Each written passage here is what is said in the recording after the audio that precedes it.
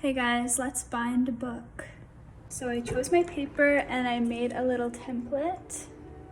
I printed my cover on 65 pound and the inside on 60. Making our template for punching holes, fold an extra piece of paper 3 times in half and then draw a dot on every second fold. You'll need a screw punch or anything else that can punch holes, and then punch holes into your template.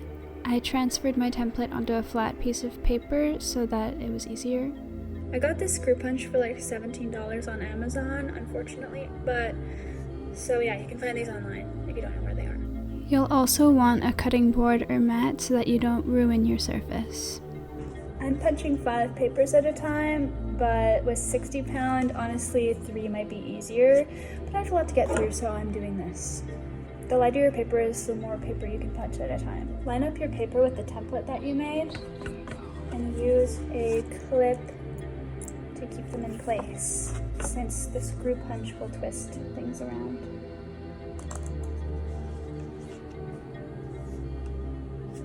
I like to check that the corners are all aligned before I make any punches. Now it's time to punch. So sometimes it gets a little jammed after a while, so I just use something thin and clear it out. And now it's time to punch. Line it up straight. With thicker paper, it might take a couple punches. And there you go. Then do the same for the rest of your book. Once you're done punching everything, make sure you have waxed thread ready and needles. So good.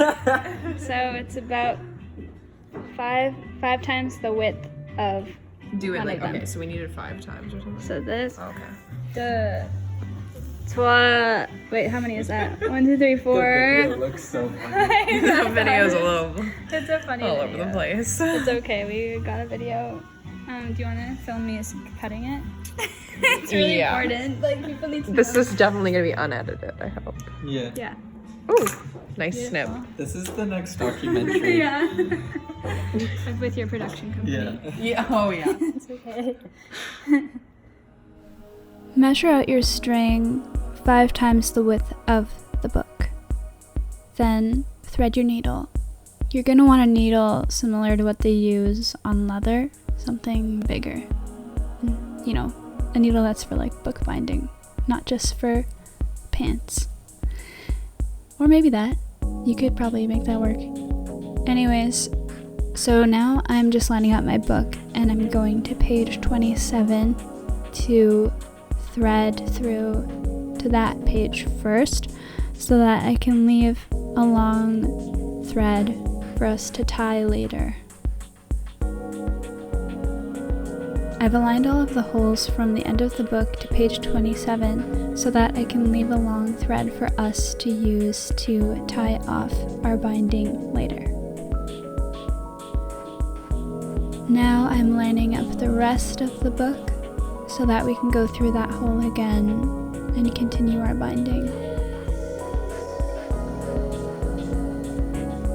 So I'm going to go all the way through to the bottom now in the same hole.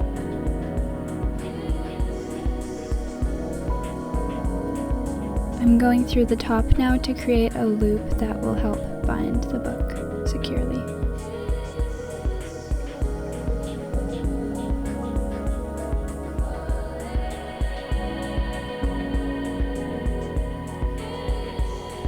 Starting from the bottom now, I'm going to go up into the next hole in the middle. And I'm going to go through that hole again from the bottom to create a loop.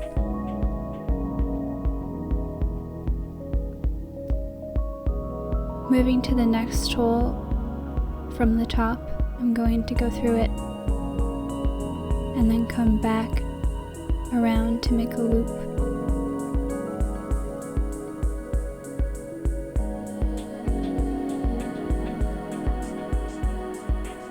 And I'm going to come around again now from the top to create a loop that will secure the top of our book.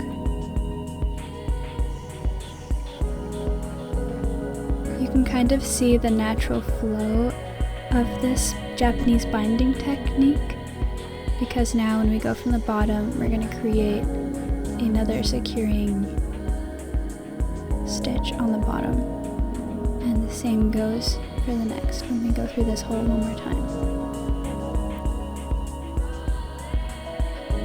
And then we're going to make our way to the last hole from the bottom and create a loop on the side and a loop on the bottom.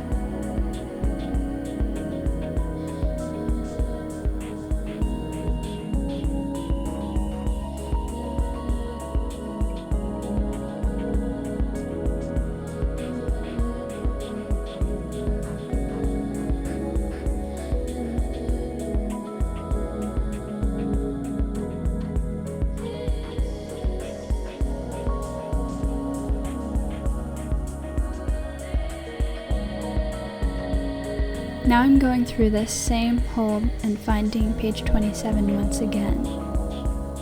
It's kind of the trickiest part, trying to get the needle only halfway through the book.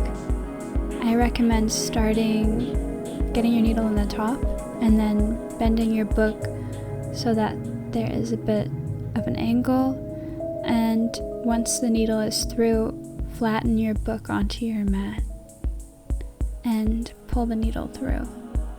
Try not to crease your book. It's gonna have a bit of resistance, just don't put too much force.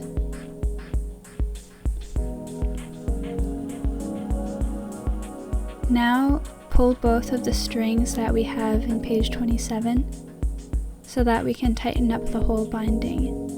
You'll notice that it's a bit loose to start, but when we pull on these two strings, everything will be nice and secure. Now I'm just going to do a simple triple knot to hold everything in place. It helps to pull the knot all the way to the ends of the book to create a really flat knot.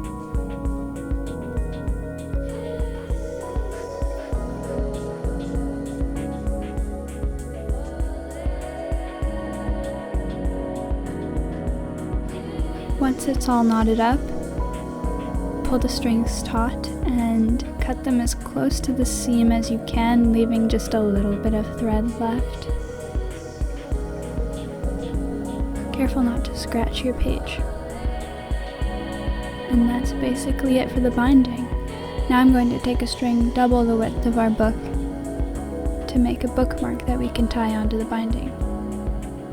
I'm making an origami heart for a decoration on our bookmark. I wrote a special message on the inside of my origami heart to bring good energy. I'll leave a link to an easy origami heart tutorial, or you could just follow my actions.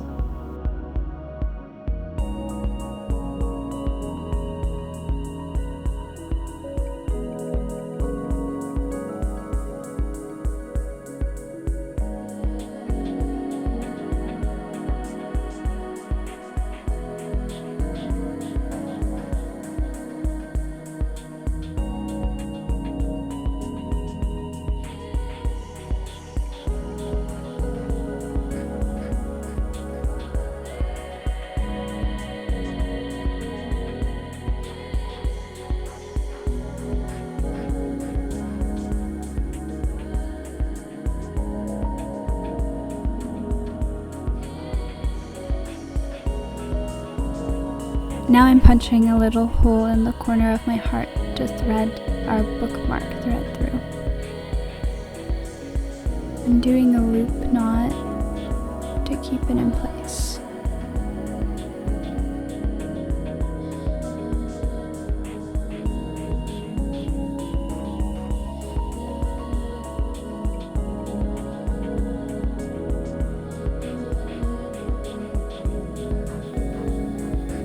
Then I'm threading both of the ends through the very top of our binding.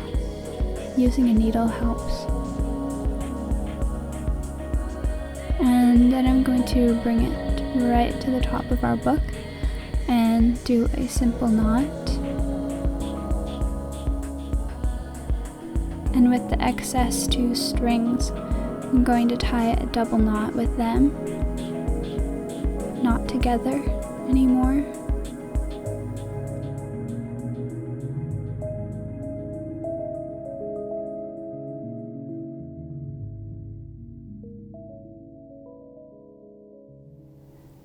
And then I'm going to cut the excess.